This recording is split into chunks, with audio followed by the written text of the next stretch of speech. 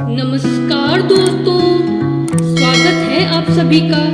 दोस्तों, भगवान की बनाई इस सुंदर दुनिया में हम सब खास मकसद से ही आते हैं, इसलिए हमें कभी भी निराश नहीं होना चाहिए। हमारी यह सोच होती है कि आखिर फूटा हुआ घड़ा किस काम आएगा, परंतु काइंड हार्टेड एंड सेंसिटिव लोग फूटे घड़े के समान मनुष्य को भी आत्मविश्वास से भरकर इस दुनिया में ऊंचाई तक पहुंचा देते हैं। तो दोस्तों, हमारी आज की ये प्रेरणादायी कहानी है फूटा घड़ा और किसान। तो चलिए शुरू करते हैं।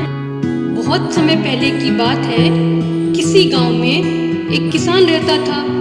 वह रोज भोर में उठकर दूर झरनों से स्वच्छ पानी लेने जाया करता था। इस काम के लिए वह अपने साथ 2 बड़े घड़े ले जाता था, जिन्हें वो डंडे में बांधकर अपने कंधे पर दोनों ओर लटका लेता था। उनमें से एक घड़ा कहीं से फूटा हुआ था और दूसरा एकदम सही था। इस वजह से रोज घर पहुंचते पहुंचते किसान के पास 1.5 घड़ा पानी ही बच पाता था।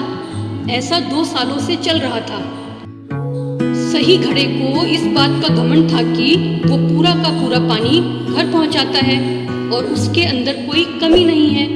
वहीं दूसरी तरफ फूटा घड़ा इस बात से शर्मिंदा रहता था कि वो आधा पानी ही घर तक पहुंचा पाता है और किसान की मेहनत बेकार हो जाती है। फूटा घड़ा ये सब सोच सोचकर बहुत परेशान रहने लगा और एक दिन उससे रहा नहीं गया। उसने किसान से कहा, मैं खुद पर शर्मिंदा हूँ और आपसे क्षमा मांगना चाहता हूँ। क्यों? किसान ने पूछा। तुम किस बात पर शर्मिंदा हो? शायद आप नहीं जानते, पर मैं एक जगह से फूटा हुआ हूँ और पिछले 2 सालों से मुझे जितना पानी घर पहुँचाना चाहिए था, बस उसका आधा ही पहुँचा पाया हूँ। मेरे अंदर ये बहुत बड़ी कमी है और इस वजह से आपकी मेहनत बर्बाद होती रही। फूटे घड़े ने दुखी होते हुए कहा। किसान को घड़े की बात सुनकर थोड़ा दुख हुआ और वह बोला, कोई बात नहीं, मैं चाहता हूँ कि आज लौटते वक्त तुम रास्ते में पड़ने वाले सुंदर फूलों को देखो। घड़े ने वैसा ही किया।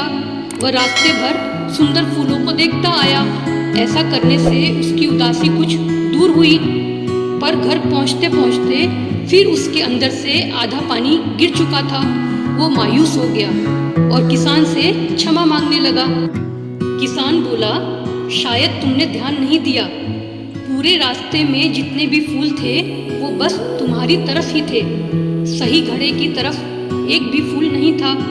ऐसा इसलिए क्योंकि मैं हमेशा से तुम्हारे अंदर की कमी को जानता था और मैंने उसका लाभ उठाया। मैंने तुम्हारे तरफ वाले रास्ते पर रंग बिरंगे फूलों के बीज बो दिए थे। तुम रोज थोड़ा थोड़ा करके उन्हें सींचते रहे और पूरे रास्ते को इतना खूबसूरत बना दिया।